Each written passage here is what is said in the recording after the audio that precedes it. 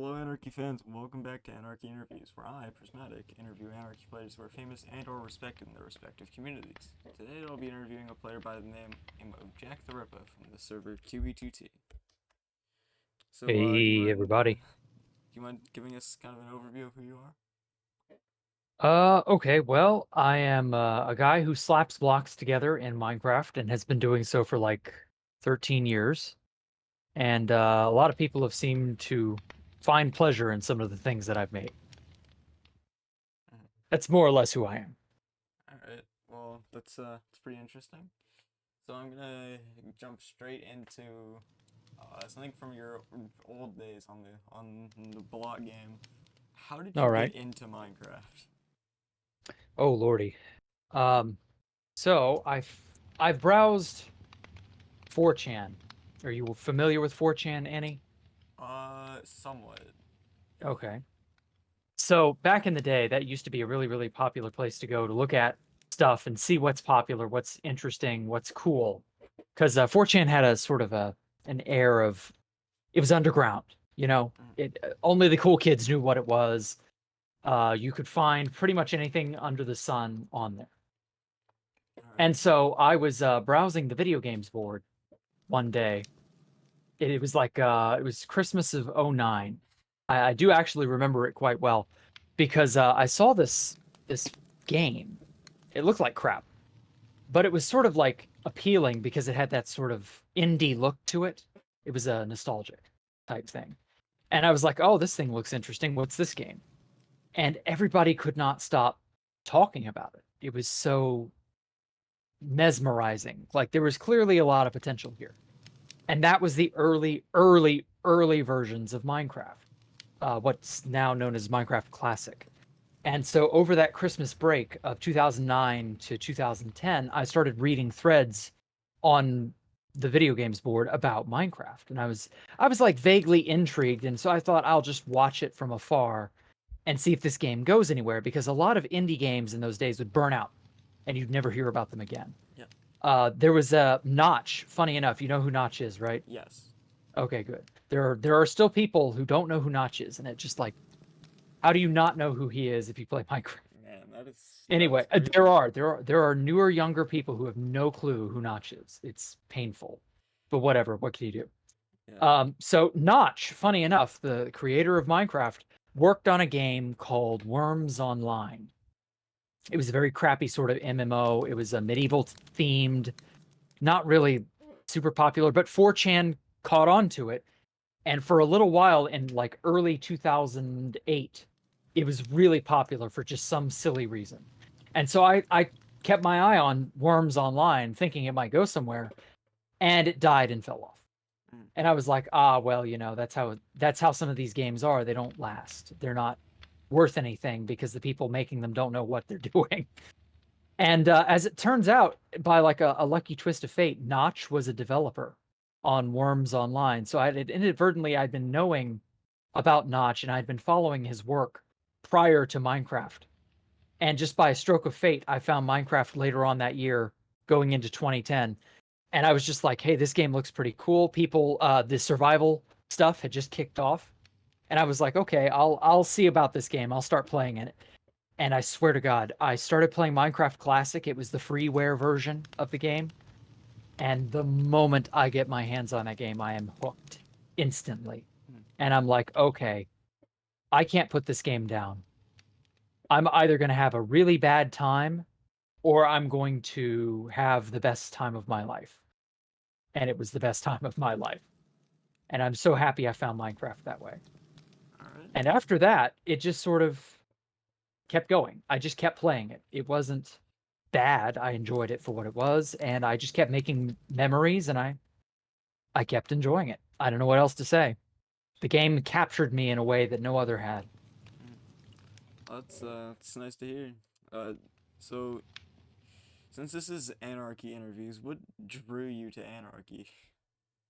Ah, so for a long time throughout the early days of Minecraft, it was mostly a single player experience. And after a while, I got restless with that. I didn't want to keep playing single player. So I wanted to find a server that I knew had some chest hair on it. I wanted to find a more hardcore server. So I looked around on, once again, on good old 4chan on the video games board. There was a 4chan, or there was a Minecraft thread there. Minecraft, this is like a year and a half. No, this is almost 2 years after I first found it. And I ended up seeing a bunch of servers being advertised, one of which was 2B2T. So I gave them all a try, but 2B2T is the one that more or less made me stay. All right. And after that, I just kept hanging around. And then 2B2T eventually lost its spirit. 2B2T is just not what it used to be. Mm-hmm. And when I realized that, I quit. So I haven't really played 2B2T seriously. Like, I went on for like one event in January-ish, and that was it. I never really touched the server again. I tried playing last night on the test server on 1.19.4. The restrictive anti-cheat makes it so unfun. It's just not worth it. All right. 2B is still just not worth it. Yeah. All right. Well, now that we've gone to the topic of 2B2T, do you mind telling everybody what your early days on the server were like? Mostly hiding and cowering in fear because I didn't know what I was doing. And the fact that you didn't really know what to expect at any point in time. And like any contact with anyone was thought to be a death sentence, which is hilarious because I've made friends totally by random strangers finding my bases and just because they chose not to grief me. Mm-hmm. And yeah, the early days were it was a struggle because you didn't have items. There were no really, really, really prominent dupes yet. Obviously I didn't have contacts because I was alone for a very long time. Nobody really knew who I was, and I didn't hardly know who anyone else was. Mm-hmm. And there just wasn't this, like, there was an air of mystery to everything on 2B2T, and I kept wondering, like, well, what crazy bases might we find out in the millions that nobody's mentioned?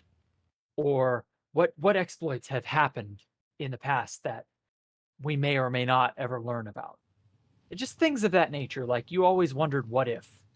And it's easier to wonder what if when you don't know any better. When you know nothing about a subject. There's always something more you can learn, but like there does come a plateau where you've learned enough about a subject that it's very unlikely you're going to learn something new about it. And for me, I got that way with 2B2T. I got to the point where there's nothing new to learn. There's nothing really new to see. That's about it. Mm-hmm. And so like the early days were about as far away from that feeling as possible. You didn't know anything. You didn't know anyone. You did your best with what you had. And that was it. All right. And hopefully you make some fun memories along the way. And I did. I got lucky. I made quite a few friends and fond memories from those days. Most people, from what I read, didn't. It's very, very strange. Mm-hmm. But yeah, those were more or less my early days. Mm-hmm. So I read through your wiki page just the other day when I was writing down the questions for you, and Okay. I came across information about a base that you had during your early days called the Lands. Do you want to maybe go in more in depth about that? Okay. Well, there's not a whole lot. Well, actually, there's a bit about it. Now that I think about it. So I founded that area. It was in August 2012, so that's coming up on 11 years ago now. I ended up, I had an end base in early to mid 2012. About this time in 2012, Housemaster shut down the end, and he hated that it was illegal, so he killed it, and that ruined my end base. So I was like, well, I need somewhere to live. I need something to do, because if Mojang ever added strongholds to the world generation more openly, they kind of would later on do that, but they didn't do it the way that I had hoped they would.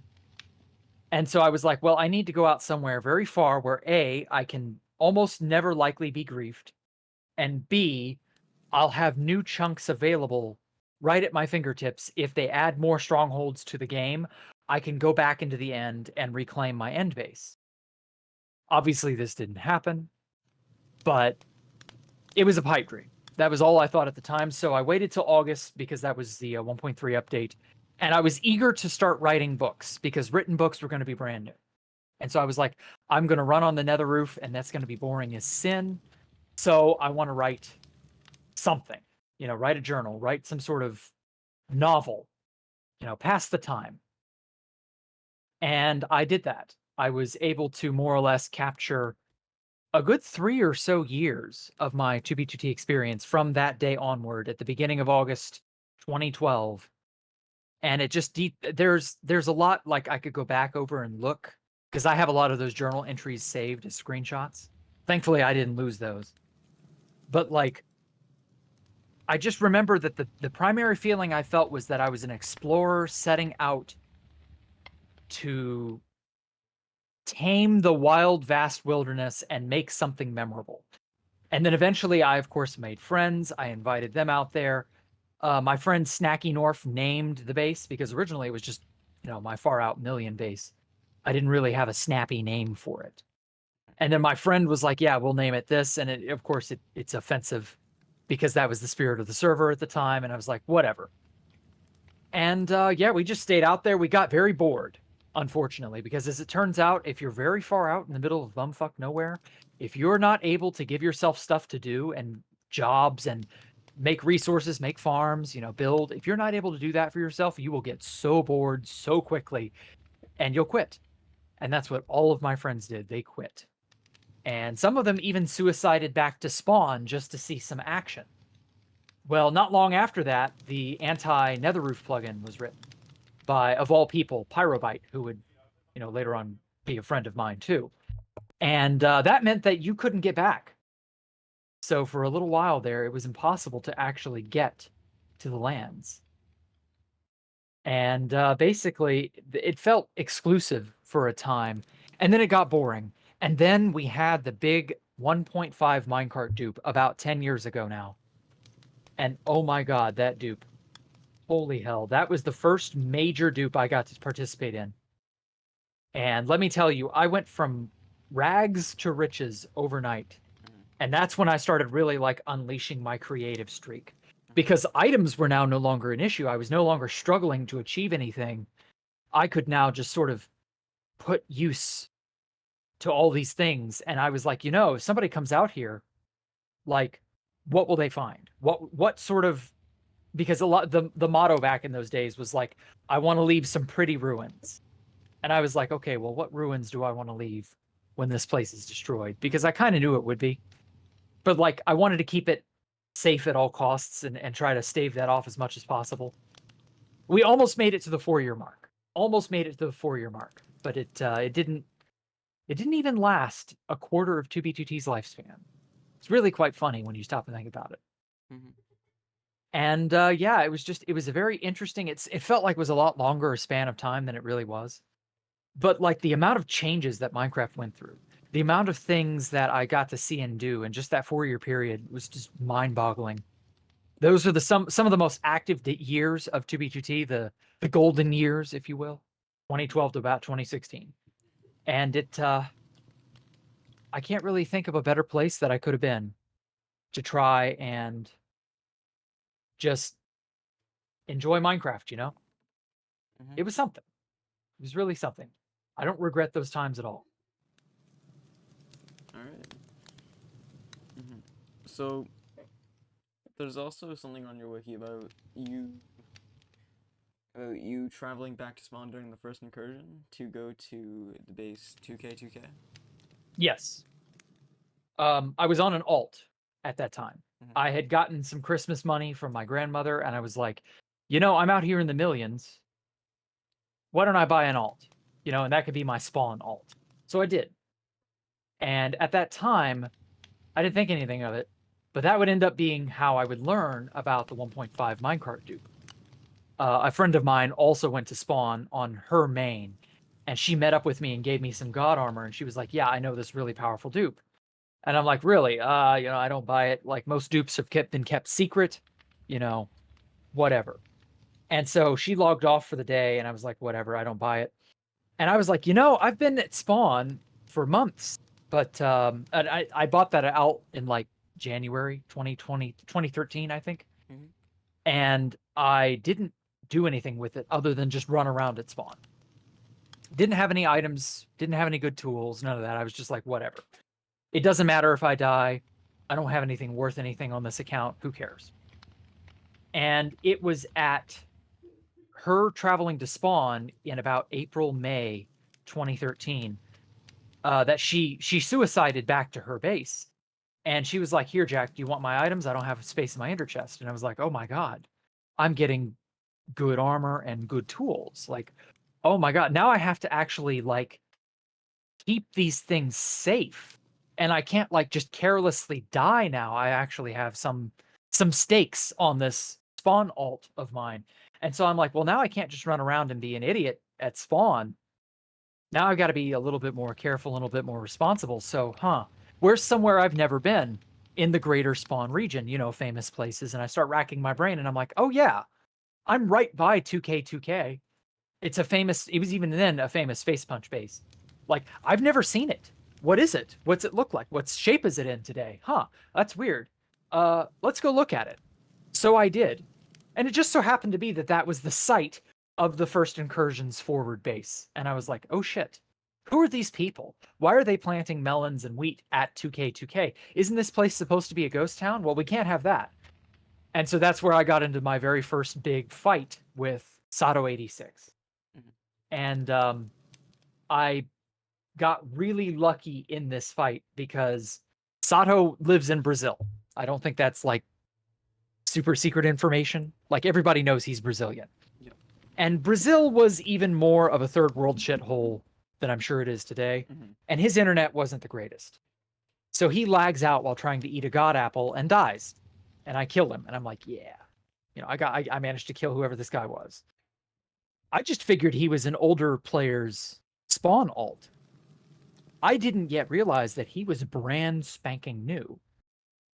And it's upon him dying that he explodes like a pinata. And he just drops literally 4 sets of god armor. And my jaw drops. And I'm like, how in the hell? And he drops 2 or 3 stacks of god apples. This was not common. Nobody had this stuff in large quantities yet. He drops 2 stacks of beacons and some diamond and emerald blocks in stacks. And I'm like, okay, whoa, something is up. There's no way this is legitimate. There are shenanigans afoot. And then I'm like, oh yeah, my friend, she did say there was a dupe. I guess that does really kind of check out. And so I get Sato's gear and I get all his items and I hide some of it. And there's actually a funny story about that item stash, but we'll get to that in a moment. And I'm like, okay, I need to know what this dupe is now. Because my friend was like, she logs back in the next day and she's like, okay, I'll show it to you. And we went to a famous castle near Spawn and she shows it to me. And I'm like, oh my God, that connects so many dots together. Like, this is how all of this stuff is happening. Because suddenly, over the last month or so, I had seen a bunch of older players logging back in. Oh, excuse me. And they were on their alts, but they were decked out, like absolutely armed to the teeth. And I was like, well, how is this possible? And sure enough, it was because of all this minecart dupe. All of these items were now being circulated in mass. And this is where, of course, the withers start getting made. And this leads to, like, the power balance of 2B2T would never be the same. It was truly wild. And yeah, it made me realize that, you know, nothing stays the same. Everything changes. Everything's crazy. And it was an interesting time. I really enjoyed it. I wish I could kind of go back to that time period and just watch everything unfold again. And obviously this is where I made more friends. And I made an alliance with Pyrobyte and Sato shortly after that. I ended up testing out a hack about a month or so later that it was now the infamous Spawn Teleport hack. But we didn't know what Spawn Teleport was yet. And Spawn Teleport, basically, if you did it wrong, it would sever you from your bed. And so you wouldn't be able to respawn at your bed. And I did it wrong, and it stopped me from respawning at my bed at the lands. And as I said, the Netherruth plugin was in place, so I lost my ability to go back home. And this is where I joined the second incursion shortly after the first incursion. And it's by Pyro's grace that I'm allowed to join, because I'd killed Sato and I was like public enemy #1 among their group for like a week.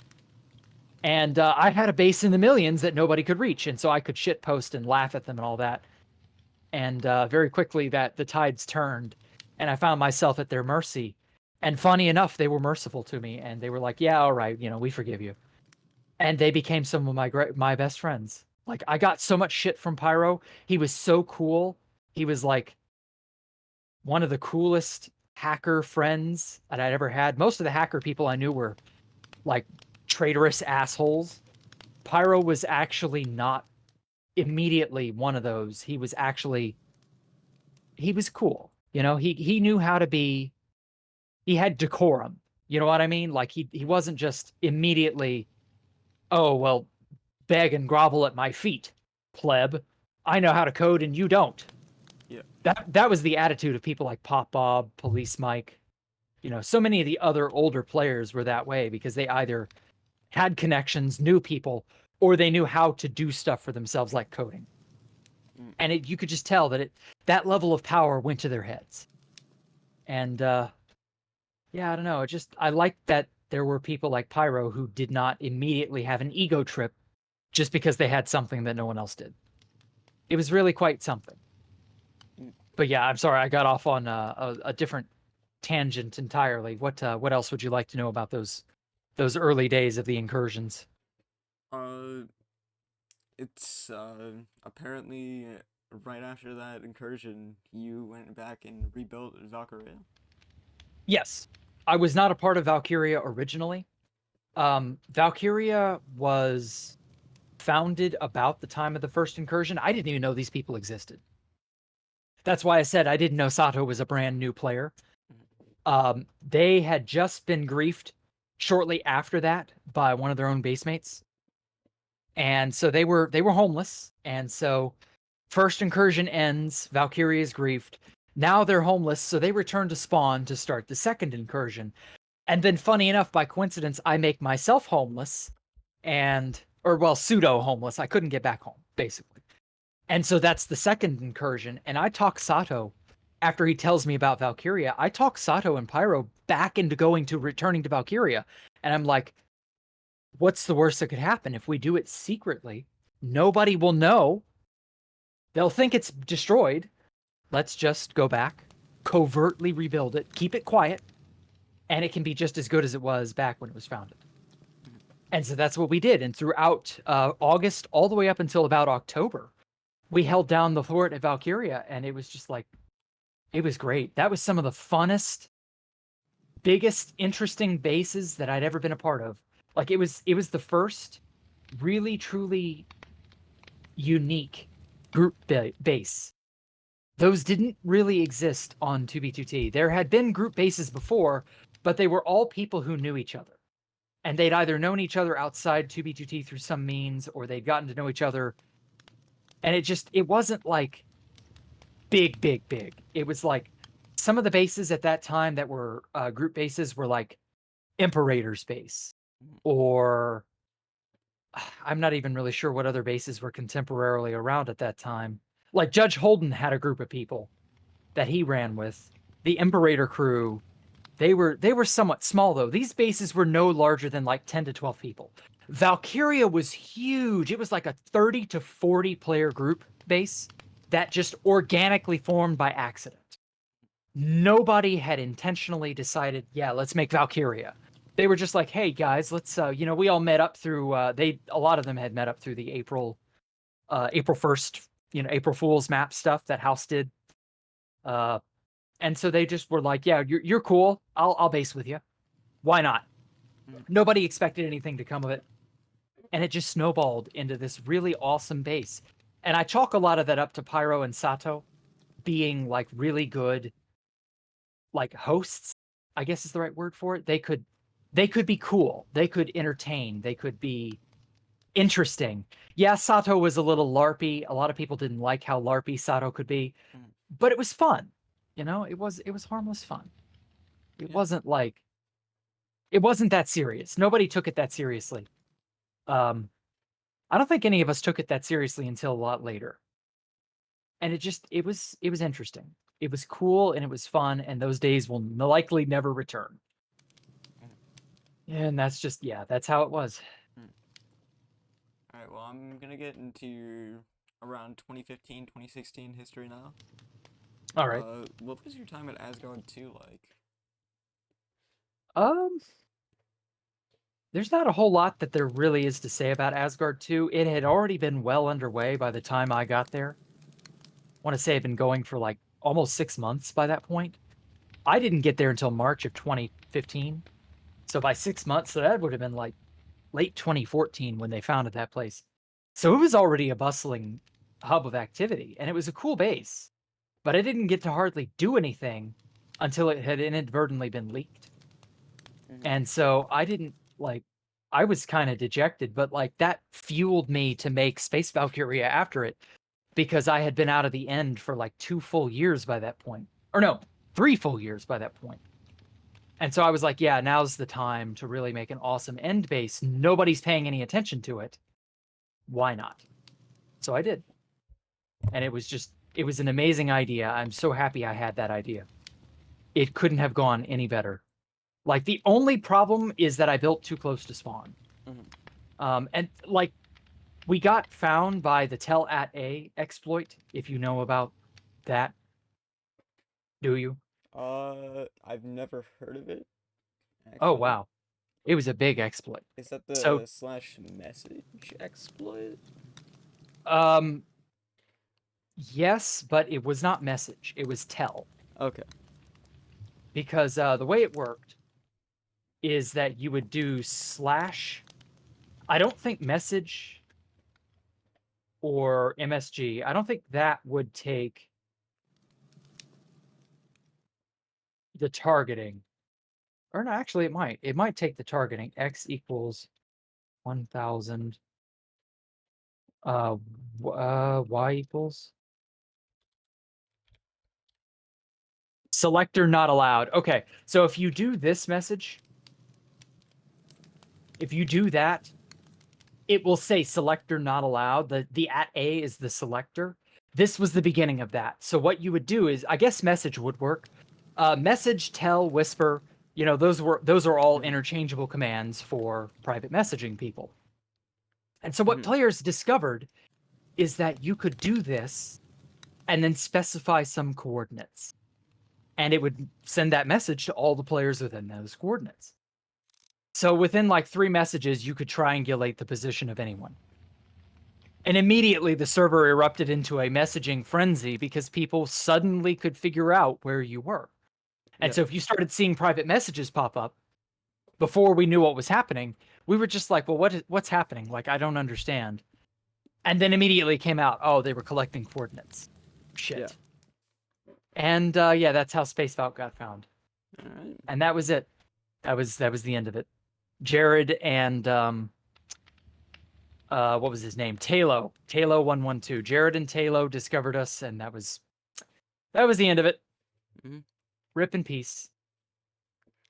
Alright, well, that's really all I had to ask about your later history on the server. And now I'm gonna kind of get into your, current, life as an Anarchy player.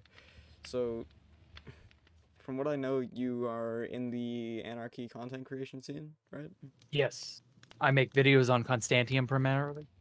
And then I stream my own hardcore and Spacevalk worlds. Alright. So, I also know that you do a lot of interviews with a bunch of different people who do similar content to this, such Yeah. as Dawn Fear and others. Oh yeah. So now we're kind of coming towards the end of the interview now. Okay. Is there anything you'd like to say as like a closing statement? Not particularly. I'll only say that don't continue if you are doing this. Don't continue to waste your time on 2B2T. It's not worth it.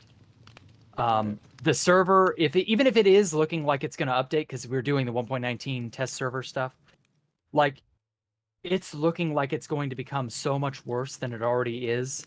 Constantium is free. It's fully up to date. It's a much smaller player base. It's more dynamic. Like you can do stuff. You can get away with doing stuff. It's just not boring. Mm-hmm. Like I don't know what else to say. It's more builder focused and some people don't like that. But like overall,